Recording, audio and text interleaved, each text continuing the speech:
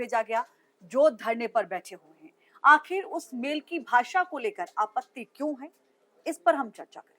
बिल्कुल। और देखिए, ये जो धरना प्रदर्शन है उसका 32वां दिन है। सुप्रीम कोर्ट ने क्लियर कह दिया था कि भाई आप लोग धरना जो है वो खत्म कीजिए, अपने काम पर लौटिए, लेकिन अभी भी धरना लगातार जारी है।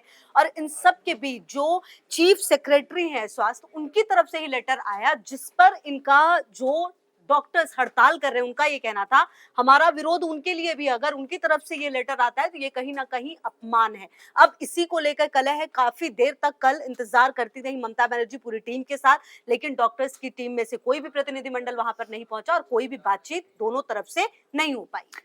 अब देखिए मेल के जरिए क्या कहा गया। एक जो मेल आया डॉक्टर्स के लिए उसमें कहा गया कि एक छोटा प्रतिनिधिमंडल यानी कि 10 डॉक्टर्स जाकर मुख्यमंत्री से मिल सकते हैं, बात कर सकते हैं।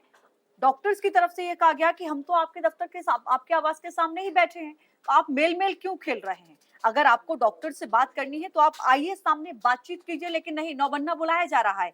क्यों बुलाया जा रहा है? पहला सवाल डॉक्टरों का ये है कि आप आकर हमसे बात कीजिए, हमारी मांगों को पूछिए, हमारी समस्याओं को सुनिए और उसका समाधान कीजिए। दूसरा उनका पहलू ये है कि हम जिनके इस्तीफे की मांग कर रहे हैं आप उन्हीं से हमें मेल भिजवा रहे हैं, ये हमारे लिए अपमानजनक है। तीसरा, जिस मेल में भाषा का जो इस्तेमाल किया गया है उसको लेकर डॉक्टर्स की आपत्ति है कि जो भाषा इस्तेमाल हुई है वो हमारे लिए बेहद अपमानजनक है।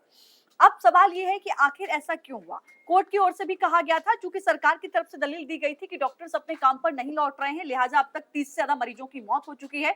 कोर्ट की ओर से भी यह हवाला दिया गया था कि सभी डॉक्टर्स काम पर लौटे, अगर वो ऐसा नहीं करते हैं तो सरकार उनके खिलाफ कार्रवाई कर सकती है, कदम उठा सकती है। अगर वो शाम 5 बजे तक वापस लौट आते हैं तो उन पर कार्रवाई नहीं की जाएगी।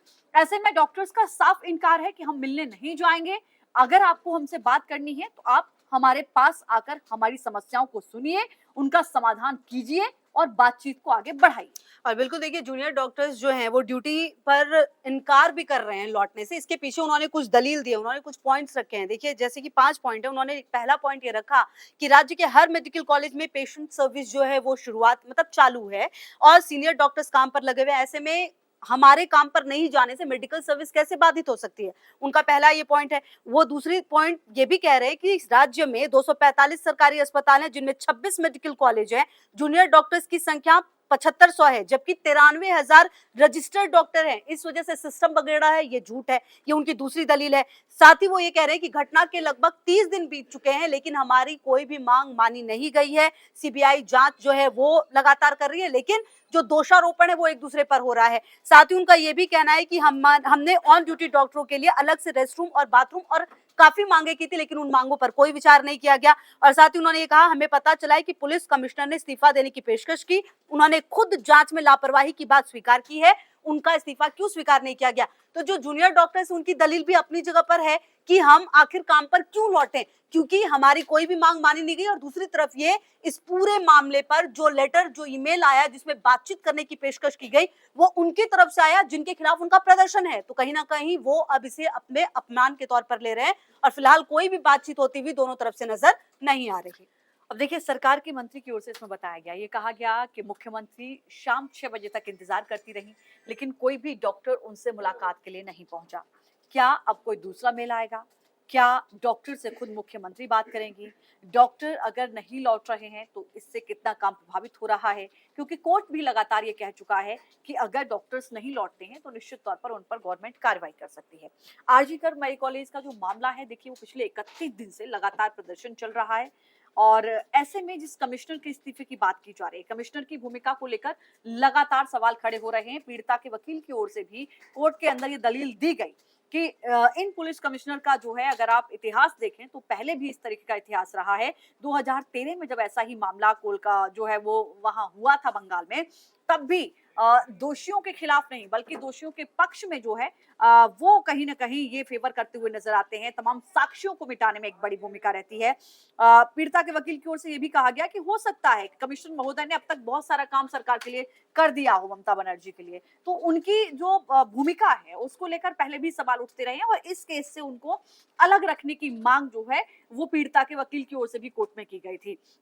शुरुआती दौर से अगर आप कमिश्नर के बयानों को देखें तो निश्चित तौर पर उसमें एक बड़ा भ्रमित बयान सामने आते हैं, जिसमें वो पहले कहते हैं कि नहीं, हम किसी को शक के आधार पर नहीं पूछताछ कर सकते, गिरफ्तार नहीं कर सकते। मामला वहीं से शुरू हो जाता है कि जब वो पुलिस जो कहते हैं कि पुलिस को तो बहुत आराम से समझ में आ जाता है कि ये हत्या है कि आत्महत्या है, उस पुलिस ने प्रथम दृष्टया इतने भीभत्स हत्याकांड को सुसाइड कैसे करार दे दिया?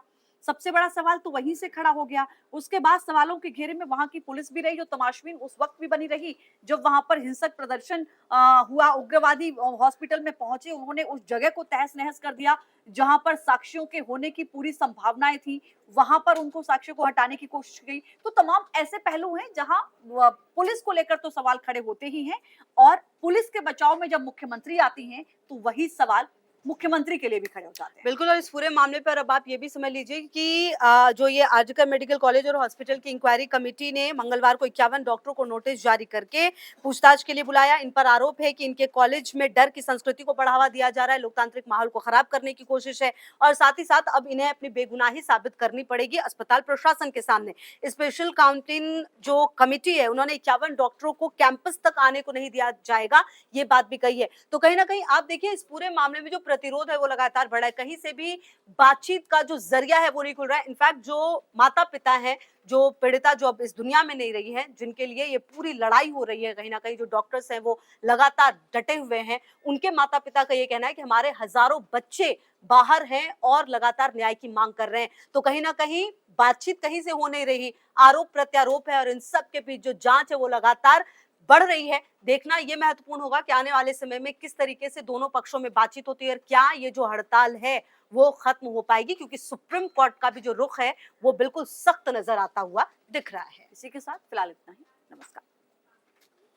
न्यूज नेशन अब व्हाट्सएप पर खबरों के ताजा अपडेट के लिए न्यूज नेशन के इस क्यूआर कोड को स्कैन करें